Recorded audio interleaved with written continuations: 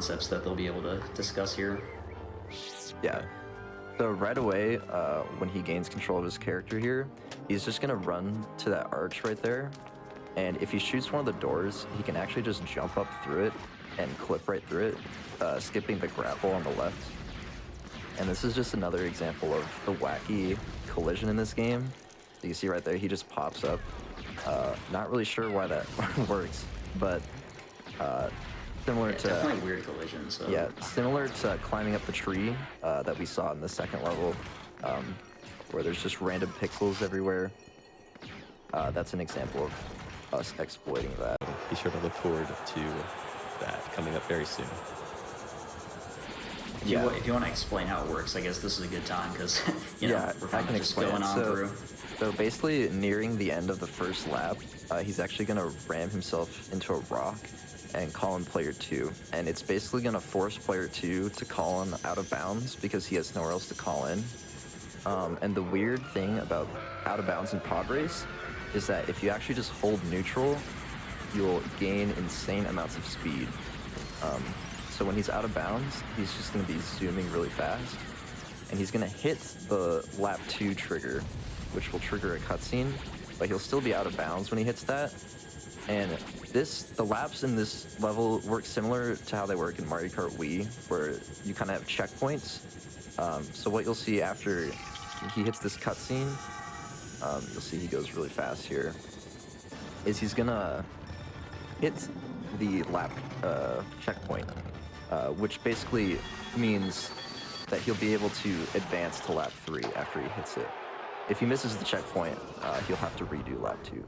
Here we go. As you can see, he is out of bounds and he is holding neutral on the stick, which causes him to build up lots of speed. Oh, that's not quite the result he was looking for, but... Well, this is going to take a while. Actually, that's not too bad. We should be good. Yeah, so what happens is the pod racer decides to turn around because based on where you call in, it'll actually be facing the other way. And we get to watch him sail on through, skipping the second lap entirely, essentially. This is a pretty difficult skip right here, just because of the way the out of bounds collision kind of works. Basically, there we go. Maybe. Gotta skip the cutscene Nice. too. Alright, there you go.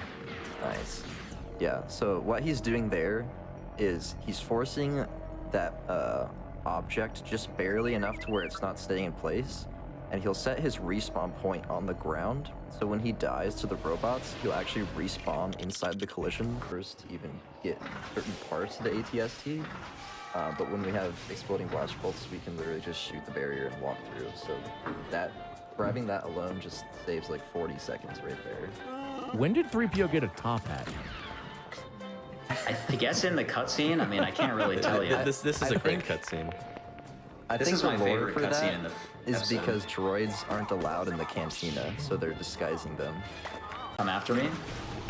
And then now I'm going to do a little bit of 1P2C here, and I will show you what I mean with this R2 thing. I'm going to have to shoot all these plants here, otherwise R2 just doesn't know what to do. Even though, as you can see, they're clearly not in his way, it's just a weird pathfinding thing that this game has to offer. Fast enough. Yeah, So not I so, have no idea how I didn't die there. so not only does Obi-Wan have the high ground, he has the ability to just like transport and random places, zip right through areas now. Apparently. And right there, it was so quick you might have missed it, but we literally just let our CPU kill us there. That's the part of the Reminder not to game, like reset. the big reveal where you and your best friend playing as kids had to fight each other to, You're like, to "Oh my figure God, out, to no figure way." out who the better Lego Star Wars player is. But in this Right, case, and- we're just gonna let our CPU kill us because we're trying to go fast. We're not trying to have fun. A good tip is, if you ever find yourself in that situation, it's pretty much impossible to get hit if you're in the air. So just jump. Yeah, just Handy tip of the day. repeatedly do Jedi slams and you'll beat your friend every single time. Right. Pretty much impossible to lose. And if you are on a world record pace run, this is really where the nerves start to kick in, because this is the boulder that we were talking about. There are 6 targets that we need to hit, and the boulder spins in random directions and random speeds. It can randomly change directions whenever it wants.